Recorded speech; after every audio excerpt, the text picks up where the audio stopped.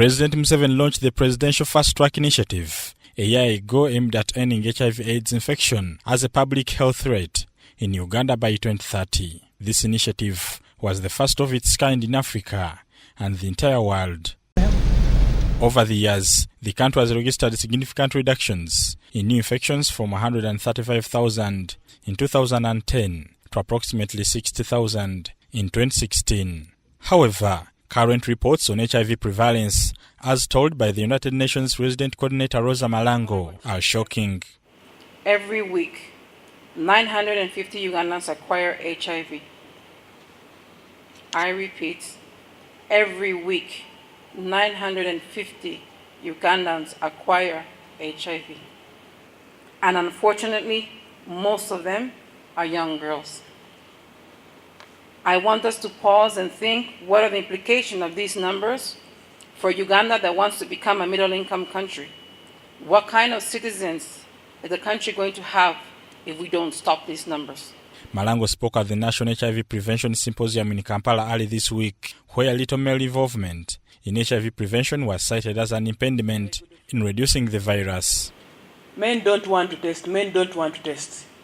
But we were just talking, men don't want to test. What have we done about the men who don't want to test? This little commitment is bound to affect Uganda's 2016 political declaration on HIV and AIDS, which aims at reducing new infections and the global goal of ending AIDS as a public health threat by 2030.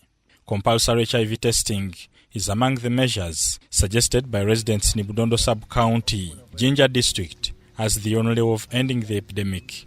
Bombi omwana bamutwale ku omusaayi n'omuntu oyo amutwaire yena bamutwale ku omusaayi babone bwayemereire awo nekidda kulwanisa akawuka ako kuba nti kakendeera ekyandikola kuba mu byalo bwe tujjamu outreaches abasinga tibaiddayo era oyagana nga mu bantu betukebeire abasaada babaamu bataano nga bakazina abangi kale abasaada moserekere abasinga tibafaayo kwekebeza akawuka kuba baidinga batambulira wangi. Then it must be compulsory in health centers that if somebody enters the health center for any test, they first test for HIV.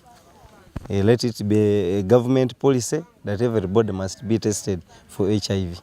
This interface with the In-Country Global Fund Board, the Uganda Country Coordinating Mechanism for Global Fund, during their recent site visit to Eastern Uganda.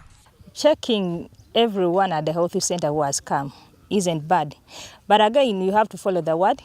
The eligibility of the person you are going to test. Instead of wasting the resources testing each and everybody.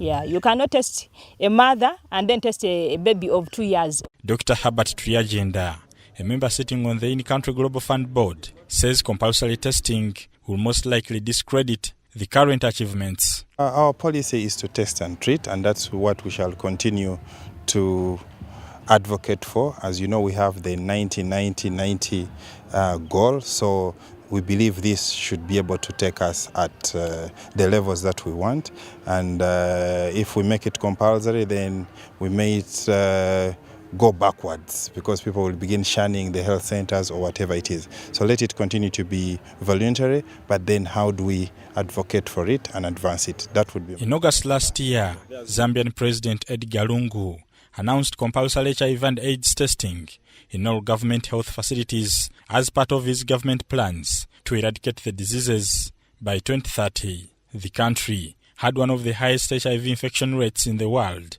with an estimated 13% of its 14 million people infected.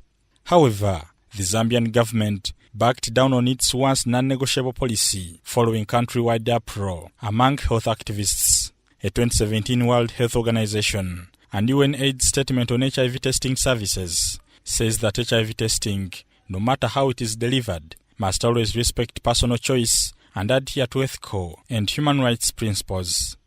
It makes it clear that World Health Organization and UNAIDS do not recommend mandatory, compulsory or coerced HIV testing of individuals on public health grounds. The only mandatory testing that they support are screening for HIV and other blood-borne infections of all blood destined for transfusion or for manufacture of blood products, screening of donors prior to all procedures involving transfer of body fluids or body parts such as artificial insemination and organ transplant.